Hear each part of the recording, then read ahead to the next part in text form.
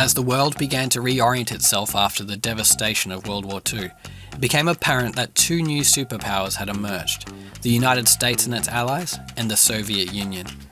An ancient proverb says that the enemy of my enemy is my friend, and in the case of the US and the Soviets, once the shared enemy of the Nazis was gone, so was their friendship.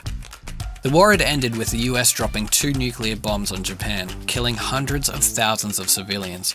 And as it soon became clear that the Soviets had also developed nuclear bombs and were building their arsenal, world peace felt like it was once again teetering on a knife edge.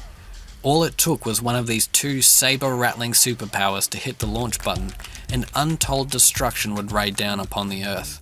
So what does any of this have to do with the internet? Well, it was this fear and the questions of how to respond to it that set into motion the series of innovations that would eventually birth the internet. How did that happen? Let's get started and find out.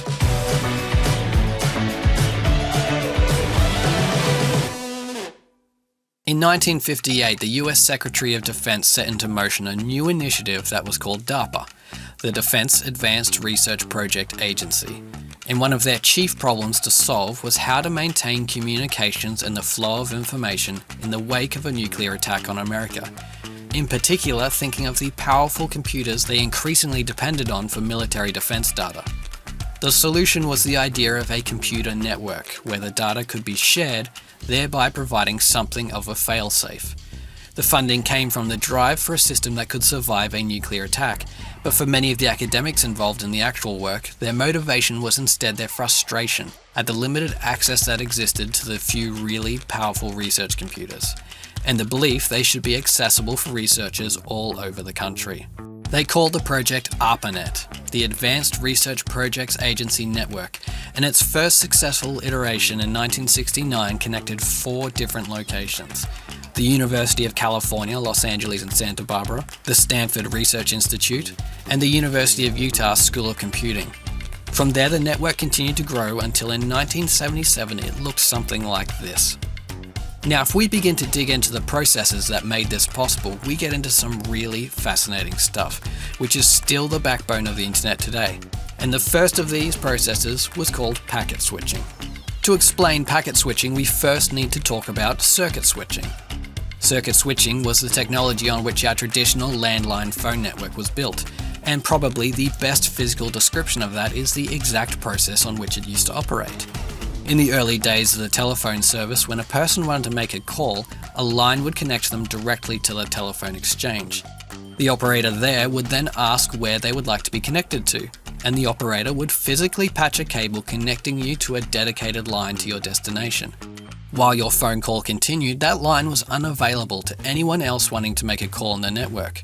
This was also why, if you grew up in the 90s, your parents made such a big deal about the cost of international phone calls, because you were paying for the rental of a dedicated line to the other side of the world. The major benefit of this process is a stable, dedicated connection that is at a consistent bandwidth. But the big downside is, as demand increases, so does wait times, meaning if every line is occupied, you have users locked out waiting for an access point to open up. When you are building upon the vision of a large, accessible network, this is a less than ideal process. So now let's take this same scenario and imagine it in the context of a computer network. The usability of this network was very much built upon the idea of reliable access to data and resources on other computers.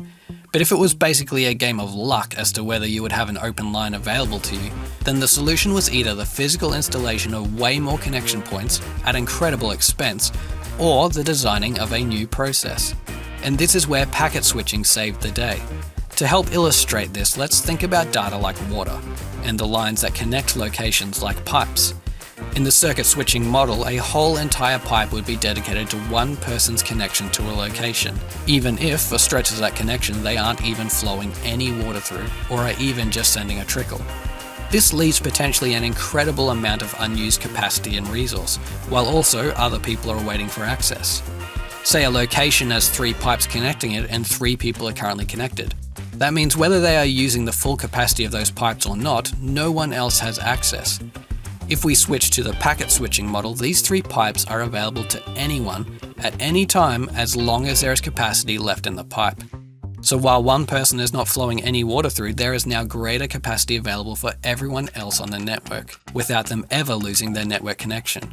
This was way more efficient and way better use of resource.